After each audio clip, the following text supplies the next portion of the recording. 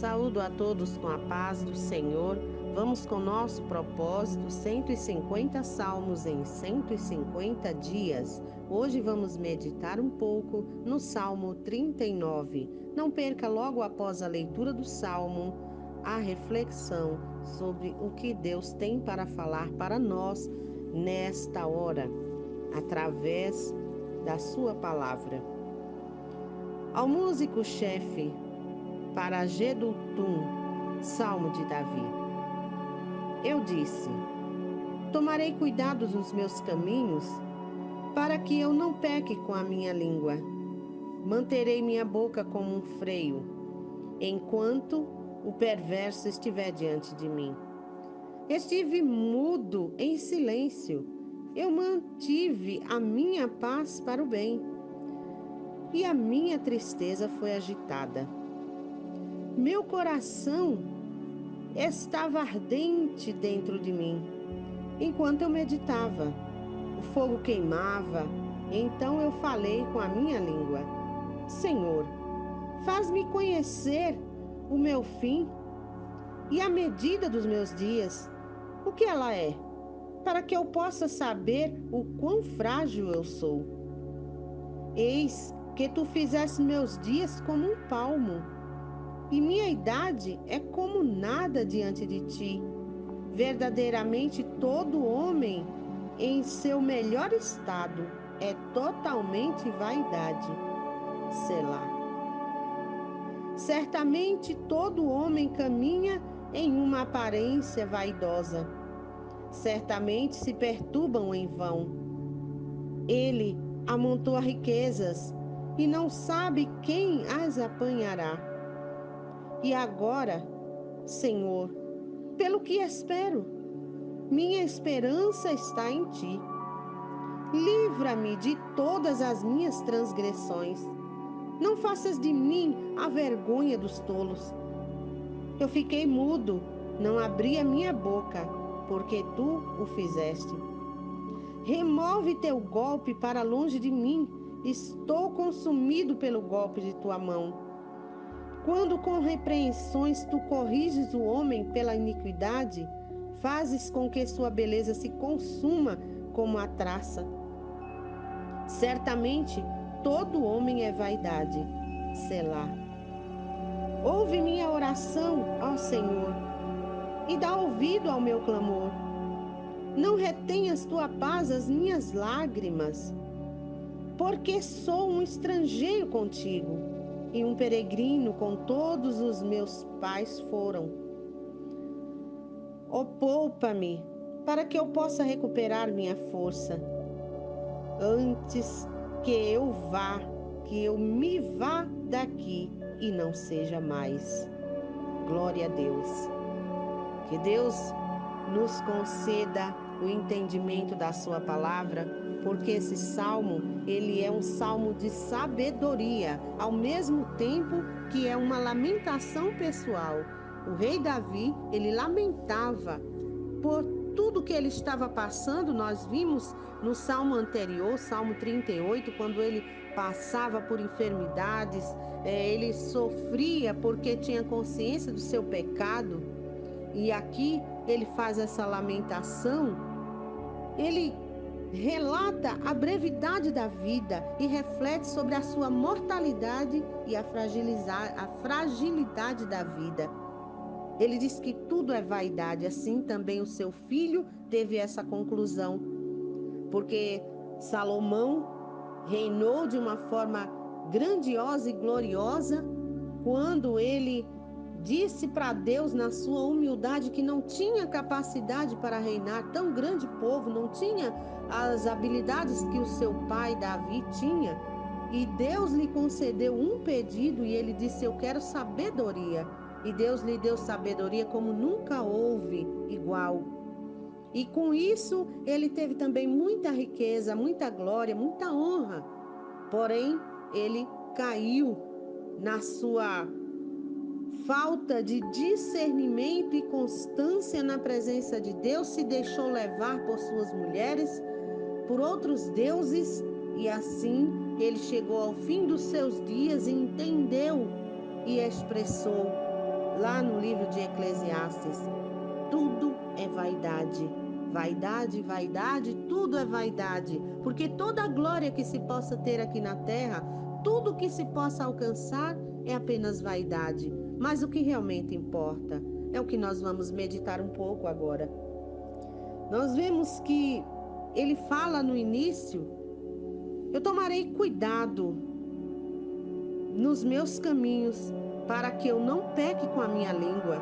Manterei minha boca com freio enquanto o perverso estiver diante de mim. Porque ele pensava em que os ímpios, as pessoas, os seus inimigos, as pessoas que não têm o seu coração voltados para Deus, estão sempre à nossa espreita, sempre nos observando ao que falamos. Eles estão prontos a pegar qualquer palavra nossa para nos acusar ou acusar ao Deus em que servimos. Vemos em outros salmos onde eles dizem: onde está o teu Deus, né? Então, Paulo também citou assim. Então, a gente precisa ter essa consciência do momento de abrir a boca e do momento de fechar a boca. No livro de Provérbios 21 e 23 diz assim: quem reflete antes de falar evita muitos dissabores e sofrimentos. Já em Provérbios 18 e 21 diz assim: a língua tem poder sobre a vida e a morte, e os que gostam de usá-la comerão do seu fruto, ou seja, a consequência. A gente fala e toda palavra ela traz uma consequência. Quando Salomão escreveu em Provérbios, dizendo que a língua tem poder sobre a morte, sobre a vida, ele quis dizer o seguinte: às vezes uma pessoa está morta praticamente, no sentido figurado, psicologicamente, moralmente, mentalmente, por palavras que falaram, magoaram, ou pelo próprio sofrimento da vida, ou por pecados e remorsos, seja lá pelo que for. Podemos chegar com uma palavra de vida, uma palavra amiga, uma palavra de ajuda, e essa pessoa pode levantar-se do seu estado e retomar a sua vida, resplandecer novamente. Mas também uma palavra mal falada, ou seja, se ela for também, pode ser uma boa palavra, mas se ela for falada no momento errado ou num tom errado, ela pode abater uma pessoa, pode abater uma vida, pode matar espiritualmente, emocionalmente. Quantas pessoas conhecemos que têm o seu emocional abalado por palavras que ouviu de alguém? Então precisamos ter essa consciência e prestar atenção, ter esse discernimento a hora de falar e a hora de calar, porque o próprio autor em Eclesiastes 3, ele diz que há tempo para tudo debaixo do sol, e principalmente tempo de falar e tempo de calar. E quem modera a língua é considerado inteligente, porque quem fala muito expõe a sua vida, fala tolices e pode gerar mal interpretação de quem ouve e um julgamento errado. Então a gente às vezes, quando está numa situação de nervoso ou de angústia ou de sofrimento ou de ira, a gente abre a boca e começa a falar coisas que não edificam, que são consideradas tolices. E aquele que ouve às vezes não está preparado para ouvir e entender que é uma pessoa que está num momento de fragilidade, e ela pode interpretar de uma forma errada e criar aí, gerar um julgamento que pode prejudicar ainda mais a vida dessa pessoa. Em Provérbios 19, 11, né? E outros versículos que falam sobre o poder da língua. Tiago 3, ele fala bem claramente. Deixa eu ver se eu acho que rapidamente, Tiago 3, ele fala. Porque todos tropeçamos em muitas coisas. Se alguém não tropeça no falar, é perfeito varão, capaz de refrear também todo o corpo. Ora, Se pomos freio na boca do cavalo para nos obedecerem, também lhes dirigimos o corpo inteiro. Observai, igualmente os navios, que sendo tão grandes e batidos de rijos ventos, por um pequeníssimo leme são dirigidos, para onde queira o impulso do timoneiro. Assim também a língua, pequeno órgão, se gaba de grandes coisas. Vede como uma fagulha põe em brasas tão grande selva. Ora, a língua é fogo, imundo de iniquidade. A língua está situada entre os membros do nosso corpo e contamina o corpo inteiro. E não só põe em chamas toda a carreira da existência humana, como também é posta ela mesma em chamas pelo inferno. Então, nós vemos aqui um alerta grandiosíssimo às comparações. Coloca-se um freio na boca de um cavalo, porque assim se pode controlar o corpo inteiro, indicando a direção que queremos que ele vá.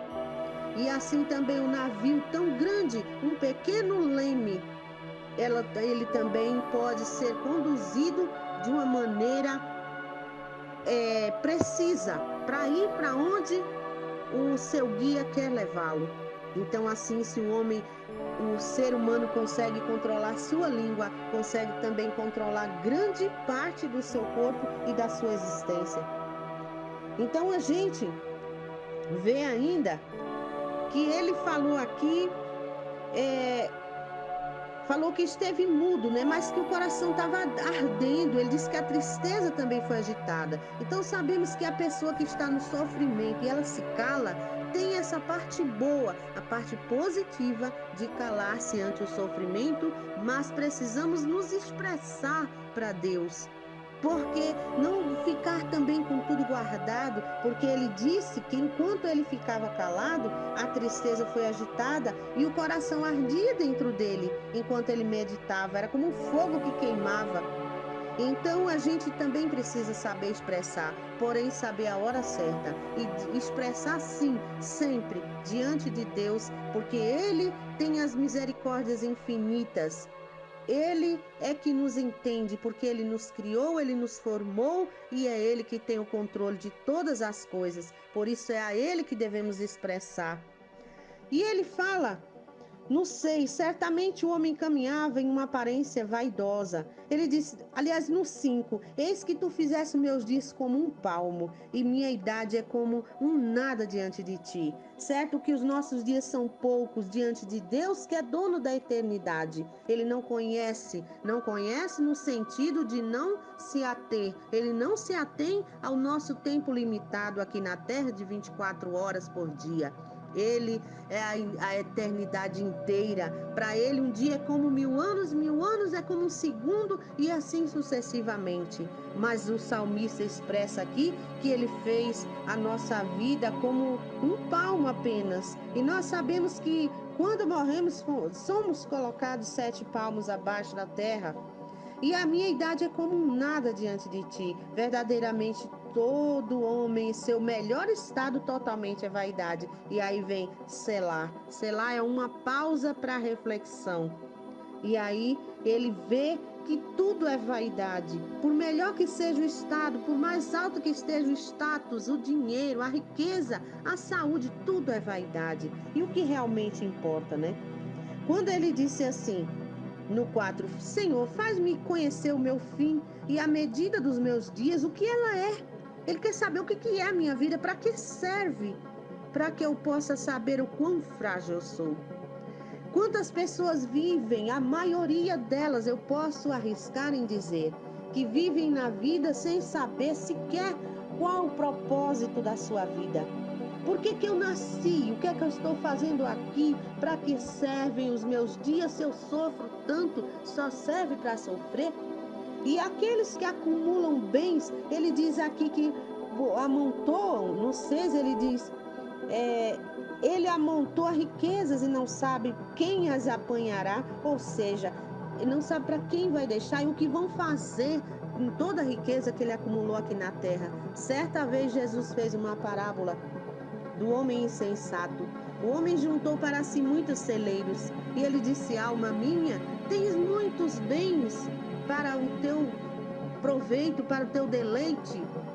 Descansa, come, bebe, folga. Descansa, repousa, fica tranquila, porque já tem muito. E uma voz se lhe veio: louco, esta noite pedirão a tua alma. E o que tens preparado, para quem será? Então fica-nos a reflexão. Deus, ele nos dá uma medida de dias, porque ele sabe quantos dias temos aqui na terra. Uns têm 10 anos, outros 100 anos, uns 70, 50, mas a medida é certa para o propósito de Deus na vida de cada um, para o plano de Deus na vida de cada um. Mas ele nos dá como uma caixa, ele nos dá uma caixa e entrega no nosso nascimento e diz: toma, veja aí o que você vai fazer com tudo que tem nesta caixa. E essa caixa tem as possibilidades, tem as capacidades, tem a vida, tem o fôlego, tem os movimentos, tem o pensamento, tem o direito de decidir, de fazer escolhas. Nessa caixa tem todas as possibilidades para você fazer o melhor possível, para você aproveitar. Veja o que você vai fazer. Mas um certo dia que ele não avisa quando, ele chega pedindo essa caixa. E muitas vezes nós nem exploramos ainda o que tinha nessa caixa, porque ficamos deixando para depois, achando que todo mundo morre, menos a gente. Mas a gente precisa pensar na morte, porque o salvo em Cristo, a pessoa que vive com Deus, a pessoa que medita na palavra dia e noite, ela não tem medo da morte e ela se prepara para esse momento como Davi mesmo disse: Deus, ensina-nos a contar os nossos dias de forma a alcançar corações puros, porque nós temos uma missão aqui na terra e precisamos cumpri-la. E qual é essa missão? Jesus mesmo disse: buscai primeiro o reino de Deus, e todas as demais coisas vos serão acrescentadas. Ele disse: não andeis inquietos pelo que haveis de comer ou de beber, olhai para as aves do campo, olhai para as flores, olhai para os lírios. Nem Salomão, com toda a sua riqueza, teve tamanha beleza. Então Deus é um Deus que cuida, mas Ele quer ver a nossa submissão, a nossa entrega. Precisamos nos dedicar às coisas do reino de Deus. Porque o que é o reino de Deus? O reino de Deus somos nós, mas o reino de Deus são todos aqueles que estão à nossa volta.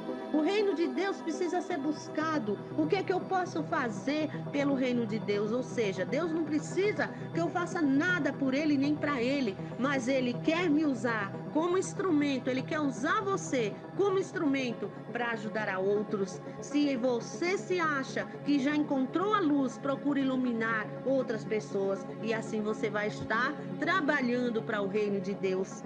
Louvado seja Deus. E Davi também, ele pediu a morte. Ele pediu que Deus livrasse, que Deus tirasse esse castigo dele, porque ele não suportava mais.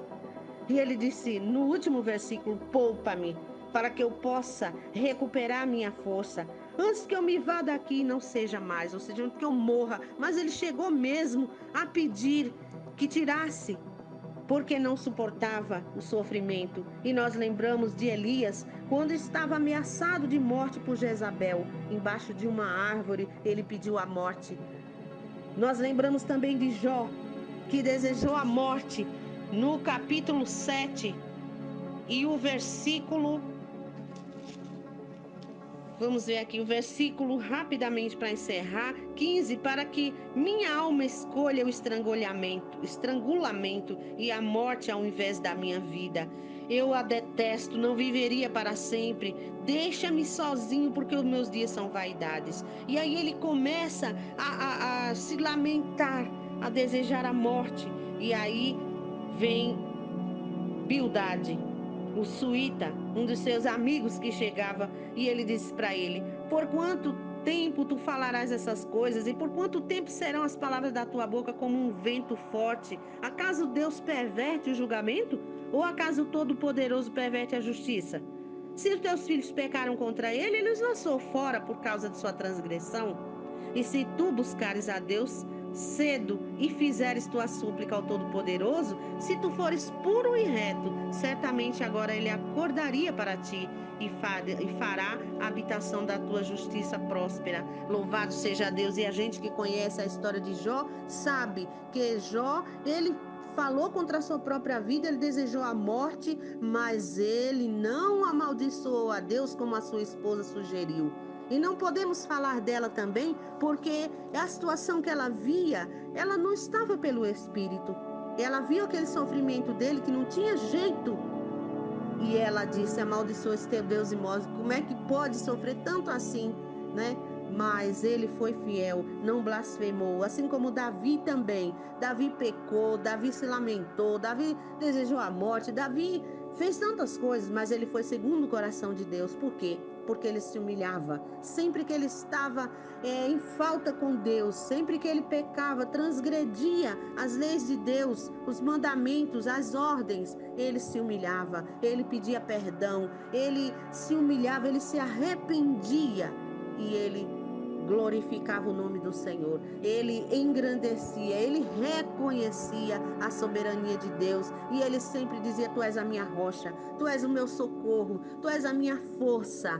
Louvado seja Deus. Quando a gente reconhece Deus, ele usa de misericórdia, porque a Bíblia diz que as misericórdias de Deus são para sempre, são eternas. E também podemos seguir o exemplo de Paulo, porque aqui eles não tinham o que nós temos hoje. Essa Bíblia é maravilhosa, um Novo Testamento é onde relata os feitos de Jesus, onde relata a vida de Paulo, que foi um perseguidor do povo de Deus, mas que quando teve um encontro com Jesus, a vida dele mudou e ele passou a ser um trabalhador do reino. E ele disse de uma forma gloriosa, em Filipenses, no capítulo 3 e 20, ele diz que a nossa cidade está no céu, onde seremos transformados num corpo incorruptível. Mas em Filipenses 1, do 20 ao 26, ele começa a falar é, ele começa a falar do que acontece com a vida dele. Do 20, ele diz assim, ó: segundo a minha ardente expectativa. Vamos pular para o 21. Porquanto a mim o viver é Cristo e o morrer é lucro. E continuando aqui, ele diz: entretanto, se o viver na carne traz fruto para o meu trabalho, já não sei o que hei de escolher. Se de um lado estou constrangido, tendo o desejo de partir para estar com Cristo, o que é incomparavelmente melhor, mas por vossa causa é mais necessário permanecer na carne. Louvado seja Deus, porque enquanto estamos aqui, temos que ter o gozo e o prazer de trabalhar para o reino de Deus e dedicar nossa vida, dedicar todos os nossos dias na presença de Deus e no seu serviço, no serviço ao próximo, porque ele disse: ama a Deus como a ti mesmo, acima de todas as coisas, mas ao próximo como a si mesmo. Então, quando eu faço o bem ao próximo, quando eu penso no reino, que é o meu próximo, eu trabalho para Deus e eu amo a Deus porque eu amo as suas obras, eu amo a sua obra, o seu trabalho, o seu reino. Eu apresso para que o reino seja estabelecido aqui na terra e que eu esteja com ele para sempre. Que Deus em Cristo nos abençoe, que a nossa esperança também esteja firmada em Deus, mas que possamos valorizar o sacrifício da cruz, porque foi aberto o véu do templo, se rasgou e nos deu acesso direto a Deus. Então podemos hoje sim contar os nossos dias, lembrando que Deus é nossa força e que se dedicarmos tudo a Ele, consagrando a nossa vida, a nossa família, nosso tempo, Ele nos ajuda nessa caminhada e assim podemos sair dessa vida não de mãos vazias, mas sabendo que fizemos o que era possível e o impossível Deus faz. Que Deus nos abençoe. Um beijo no coração de cada um.